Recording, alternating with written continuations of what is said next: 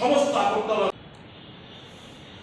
এখন প্রবলেমটা কি হচ্ছে, কোন ত্রুটি বিচ্যুতি রয়েছে কিনা এটা আবার আমরা কি করি, একটা বিরাট অংশের মানুষ সমস্ত আবর্জনা এনে সামনে বাড়ির সামনে ড্রেনের মধ্যে ফেলে দিই। তাহলে এই সিভিক ভলেন্টিয়ার যদি আমরা নিয়োগ করি, it will be their responsibility to which family, কার বাড়ির সামনে এই আবর্জনা ফেলছে, প্যারালাইজ করা। You have to be harsh, you have to be strict.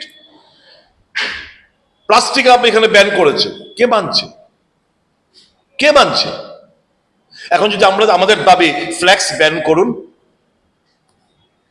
এবং প্লাস্টিক বটল ব্যান করুন, তা মানুষ স্বাভাবিক আমরা জল খাবো কিভাবে? প্রশ্ন উঠবে যারা জল পান করে বোতলে। হবে মৃৎশিল্পীরা, পটারি যারা, কুমার যারা রয়েছে, তাদের কাছ থেকে মাটির 1 লিটার 2 লিটার এনে 20 লিটার জার আপনারা ব্যবহার করুন।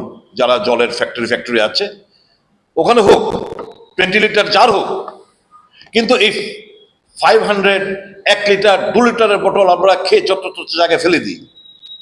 স্টপ ইট, ব্যান করুন। সেই জায়গায় ইউ এনকারেজ যারা কুমার পটারি যারা আছে, মৃৎশিল্পীরা যারা আছে, তাদের লাইভলিহুড বাড়বে। এটা প্রায় অলমোস্ট এই শিল্পটা হারিয়ে যাচ্ছে, কিন্তু এই শিল্পটাকে পুনরায় ঠিক তেমনি ফ্ল্যাক্স ছেড়ে দিন। আমাদের আর্ট কলেজ থেকে প্রচুর ছেলেমেয়েরা প্রতি বছর বেরোচ্ছে, দারুণ দারুণ আর্ট করে।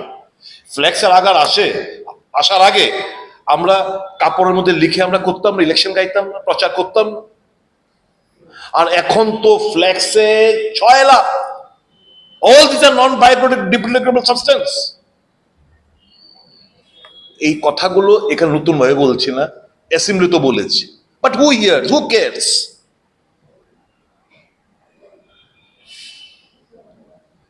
আমরা তো we are digging our own grave.